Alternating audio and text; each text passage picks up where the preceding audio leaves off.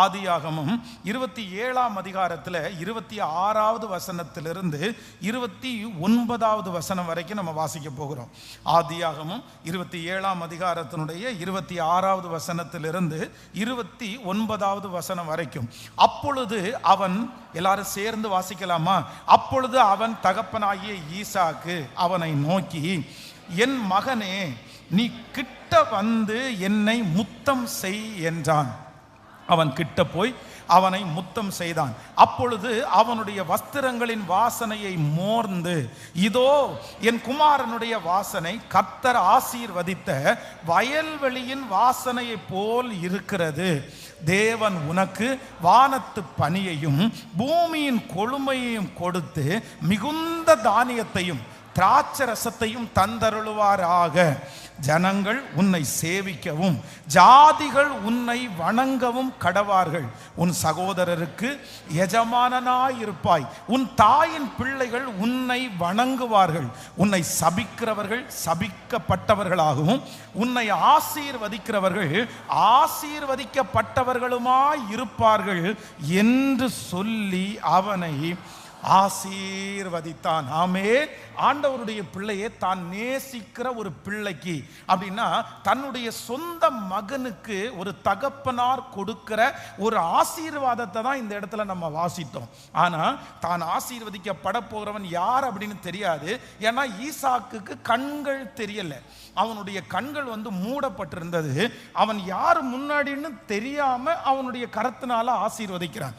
அப்போ நான் விசுவாசிக்கிறேன், ஒரு தகப்பன் தன்னுடைய பிள்ளைக்கு இந்த ஆசீர்வாதத்தை தலையில வைக்க முடியுமானால், இன்றைக்கு இந்த சத்தத்தை கேட்டுக்கொண்டிருக்கிற ஒவ்வொருவருக்கும் பரலோக தகப்பன் இந்த ஆசீர்வாதத்தை நம்ம எல்லார் மேலையும் அவர் தகப்பனாராய் இருந்து கர்த்தர் செய்வாராக.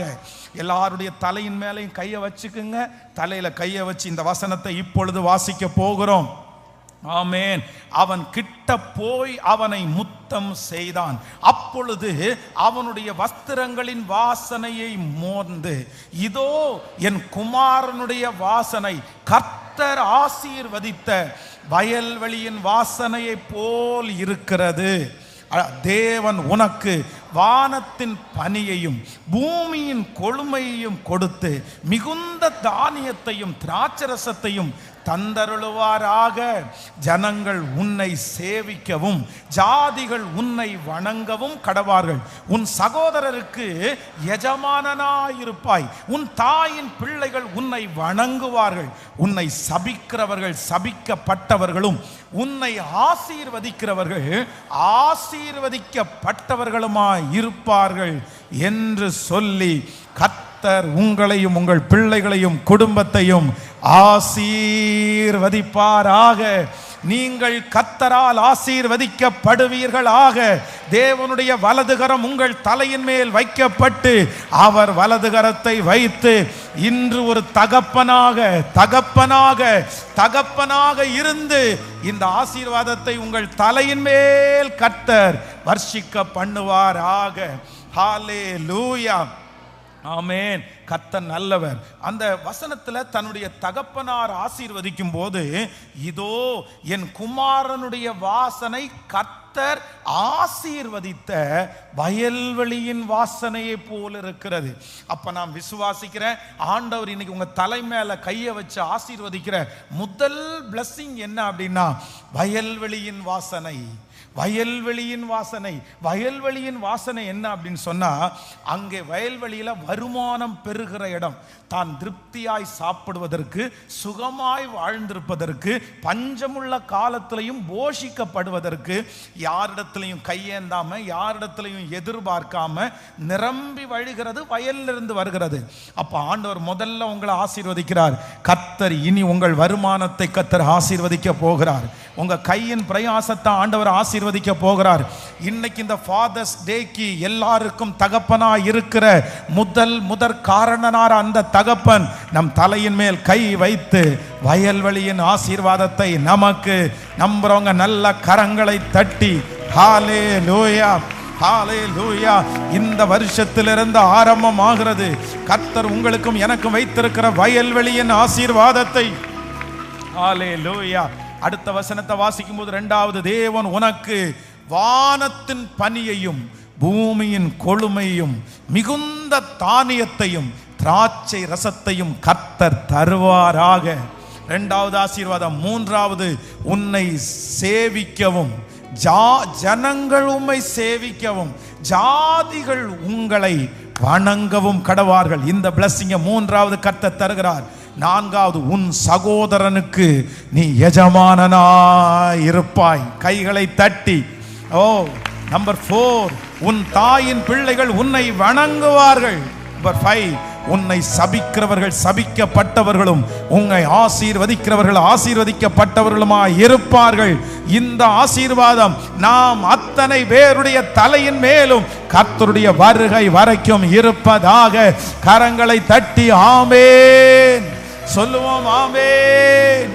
ஹalleluya, ஹalleluya, ஆமென். யாக்கோபுக்கு குமாரர்கள் பிறந்தார்கள். 12 பேரையும் தன்னுடைய அந்தியமய காலத்தில் ஆசீர்வதிக்க வேண்டும் என்று யாக்கோபு எல்லாரையுமே லைனா நிக்க சொல்றாரு.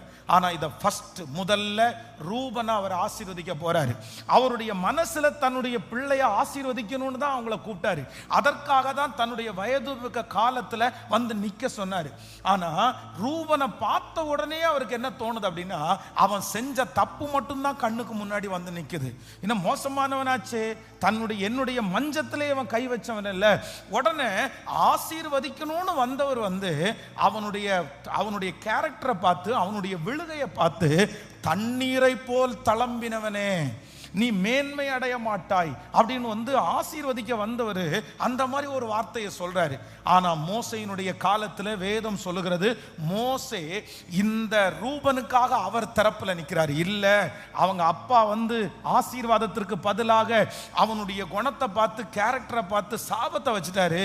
ஆனா நான் இப்ப ஜெபம் பண்றேன், நான் இப்ப தரப்புல நிக்கிறேன், இந்த பிள்ளை ஆசீர்வதிக்கப்படணும்னு சொன்னதுனாலதான் கோத்திர பிதாக்களுடைய லிஸ்ட்ல அவங்களுடைய லிஸ்ட் ஆண்டவர் கொண்டு வந்தார். அதனால சில நேரங்களிலே உலகத்திலே இருக்கிற சிலர் சில தகப்பன் ஒருவேளை உங்களை ஆசீர்வதிக்காம இருக்கலாம்.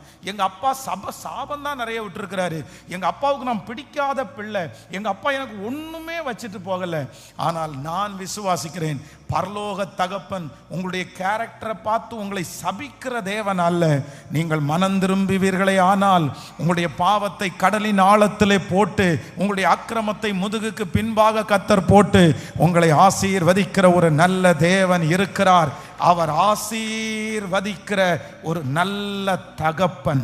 ஆமென். தி குட் ஃபாதர், நல்ல தகப்பன். சொல்லுங்க, நல்ல தகப்பன். சொல்லுங்க எல்லாரும், எனக்கு ஒரு நல்ல தகப்பன் கிடைச்சிருக்கிறாரு. சத்தமா, எனக்கு ஒரு உங்களுக்கு நல்ல ஒரு தகப்பன் கிடைச்சிருக்கிறாரு. உங்களுக்கும் எனக்கு ஒரு நல்ல தகப்பன் உண்டு, நல்ல தகப்பன் உண்டு.